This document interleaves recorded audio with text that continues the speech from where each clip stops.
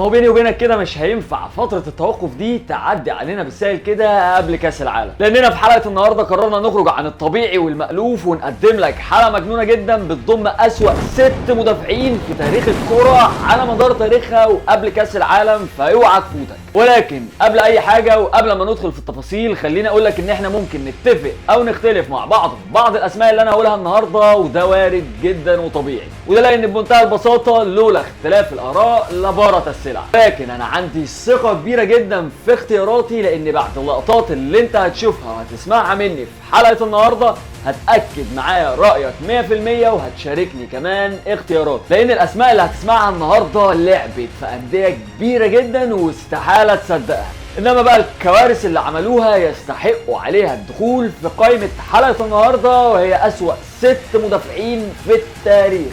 بس ثانية وقف تصوير يا ابني كده بعد اذنك. وانت عملت لايك للحلقة؟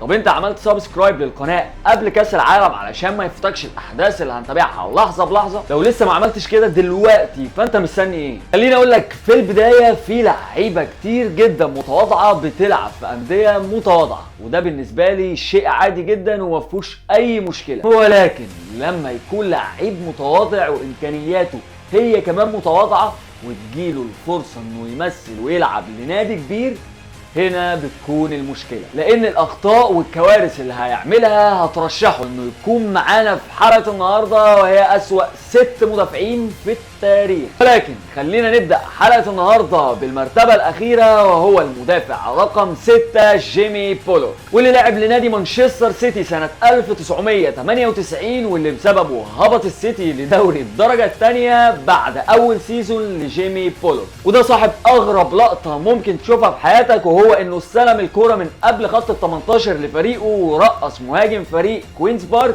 وكمان برأسية ولا اجمل حط اجمل هدف عكسي في تاريخ جيمي بولوك. وعلشان يكون الجول ده هو احد اسباب هبوط السيتي لدوري الدرجة الثانية لأول مرة في تاريخه. ومن بعدها جيمي بولوك ما طولش كتير في الملاعب ومشي من السيتي بعد 2 سنين بس من التعاقد معاه. اما في المركز الخامس فهو سيد اللاعبين، لانه لاعب يستحق بكل جدارة التواجد في قائمة أسوأ 6 مدافعين في التاريخ، لأن هو صاحب أول لقب لأكثر من سجل أهداف عكسية في مرمى فريقه. خليني أقول لك إن إحنا بنتكلم النهاردة عن فرانك سنيكلر. خليني أقول لك إن من أغرب جونين سجلهم فرانك سنيكلر في فريقه هما كانوا أكتر جونين مؤثرين على فرقته بعد كده، وده لأن أول جول فيهم كان جول التعادل مع أرسنال في آخر دقيقة، وتاني جول كان جول الفوز لتشيلسي على فريقه. والمشكلة ما كانتش هنا، ده لأن الأجوان اللي كان بيسجلها فرانك سنيكلر في فريقه كانت دايما في وقت متأخر من الماتش، يعني فريقه بالبلدي كده ما بيلحقش يعوض. مش كده وبس، لان سنيكلر سجل واحد من اغرب الاهداف في تاريخه، لانه كان على بعد 40 متر من مرمى فريقه، والهدف ده كان قدام فريق ميدل سبورت، واللي كان بالنسبه له اغرب هدف يسجله فرانك سنيكلر في تاريخه. اما بقى في المركز الرابع هو رافائيل شيدت، واللي خد شهرته كلها اول لما وقع لنادي سيلتيك سنه 1999، واللي كلف نادي سيلتيك في الوقت ده علشان يتعاقدوا معاه مبلغ هو 5 مليون دولار، والرقم ده في وقتها كان رقم ضخم جدا وكبير جدا على لاعب زي رافائيل. ده اللي خلى الناس كلها في الوقت ده مستنيه فارغ الصبر انها تشوف رافائيل شيدت في الملعب. ده انا عاوز اقول لك لدرجه ان الصحفيين استغربوا وسالوا واحد من لعيبه سيلتيك في الوقت ده هو ازاي النادي قدر يوفر مبلغ زي ده ويدفعه في لعيب واحد بس. ومن بعدها الناس كلها كانت مستنية تشوف رافائيل شيدت في الملعب وهو بيكسر الدنيا، ولكن هنا كانت الصدمة، وده لأن رافائيل شيدت كان في الملعب كارثة حرفية. ده لدرجة ان رئيس النادي وقتها مارتن اونيل صرح في تصريح مباشر وصريح ذكر فيه شيدت وقال: بحب نوعية اللعيبة البرازيليين اللي مش زيك، وكمان بحب اللعيبة اللي بتلعب كويس. ومن بعدها انتهت قصة رافائيل شيدت مع سيلتيك للنهاية. تعال بقى اما نروح للمركز الثالث وهو جوز سيزر، واللي حقيقي ظلم نفسه انه يلعب كرة من الاساس اصلا، لا وكمان بيلعب فين؟ في مركز المدافع. واللي قدر يوصف الاداء الحرفي لجون سيزر في الوقت ده هو عاشق نادي ارسنال تيك هوربي. لا ده كمان قال عن جون سيزر انه دايما عامل زي الارنب المتجمد، على طول واقف في مكانه. ومن اللقطات الغريبة جدا لشون سيزر مع الارسنال في نهائي كاس الدوري سنة 1988 قدام نادي لوتون تاون كانت مضحكة جدا وسابت اثر كبير جدا لحد دلوقتي عند جمهور ارسنال، وده انك اول لما بتفكرهم بيه او حتى بتقول اسمه دايما بيفتكروا لقطته المشهورة اللي وقع فيها على الارض بعد لما عمل ميس باس لمهاجم الفريق، وهم اصلا وقتها كانوا بيلعبوا على مصيدة التسلل، فهو عمل حاجتين غلط في نفس الوقت لانه ضرب مصيدة التسلل للفريق الخصم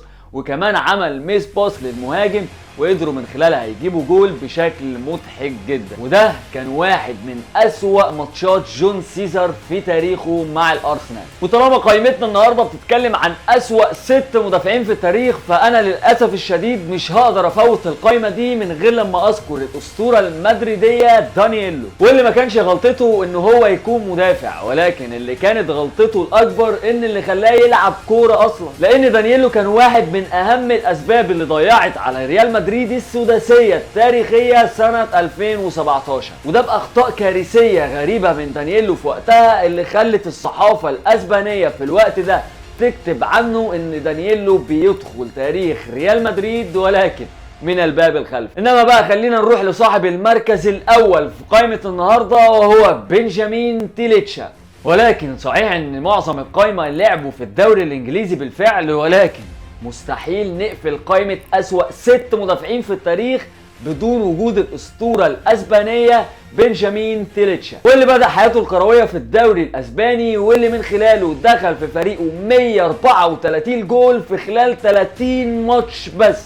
متخيل معايا الرقم؟ خسر بقى فريقه من أصل ال 30 ماتش دول 23 ماتش بس من أصل ال 30، وكسبوا في 7 ماتشات بس، واللي وقتها الناس استغربت وسألت هم ازاي كسبوا ال7 ماتشات التانيين، اللي من بعدها هبط فريقه الدوري الدرجة التانية بسبب اخطاء تيليتشا الكارثية. وبرغم مرور الوقت والاحداث والتفاصيل، انما لحد دلوقتي الناس في اسبانيا لسه فاكرة بنجامين تيليتشا بسبب اخطائه الكارثية. وفي النهاية برأيكم كده مين هو اسوأ مدافع في قائمة النهاردة؟ وهل في مدافعين تانيين اسوأ منهم يقدروا يدخلوا معانا قائمة أسوأ 6 مدافعين في التاريخ ولا لا؟ تقدروا تشاركوني برأيكم في الكومنتات وتقولوا لي مين هو أسوأ مدافع من ال6 مدافعين اللي ذكرناهم في قائمة النهارده، ولو في مدافع أسوأ منهم تقدروا تكتبوا لي اسمه علشان نحطه معانا في أسوأ 6 مدافعين في الحلقة اللي جاية.